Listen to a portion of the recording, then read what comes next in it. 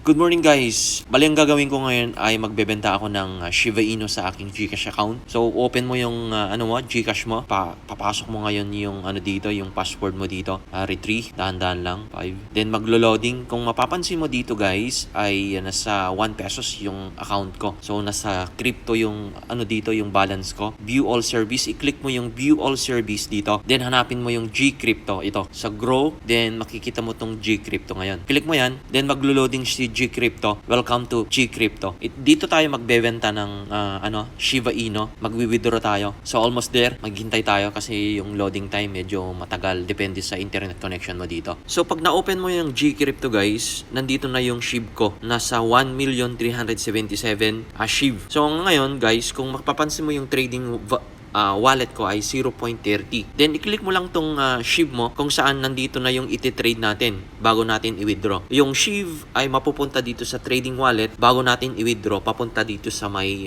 account natin sa GCash. Start na tayong mag-trade ng SHIB. So i-click mo lang yung SHIB, then mapupunta ka dito sa buy and sell, no? Dahil mag-sell tayo ng Shiba Inu. So ang gagawin natin ay nandito yung katumbas ng aking Shiba Inu ngayon ay nasa 2,063.65. Then, i-sell na natin. So, pagka-sell natin, ay tatype mo yung SHIB mo kung magkano. Yung 1,377,760. Done.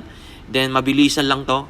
Then, sell SHIB. Processing your transaction. Please wait. Then, yon, nandito na. Sell order successfully. Nandito na yung transaction ID, yung date, yung unit amount, kung magkano yung binenta mong Shiba Inu. Yung amount ay 266 total amount, then back to crypto natin. Then ngayon guys, dahil nga i-trade na natin yung Shiba Inu, kanina ay 0.03 yung balance natin sa trading wallet, ay makikita mo ngayon yung natin, balance na 2,066 kung saan nabenta natin yung 1.3 million na SHIB natin.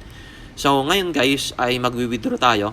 Withdraw, then papunta na tayo sa may account natin, sa mismong account natin, sa peso balance ng ating GCash account. Then continue, mag-withdraw na tayo. Yon, mayroon siyang authentication sa Gmail account ko, sa may Hotmail ko. Titignan ko ngayon yung code. Mostly nasa sa PDAX. So 167822. 167822. Yung last option natin guys ay yung authentication code na ma-send sa email mo or sa number. Then submit code.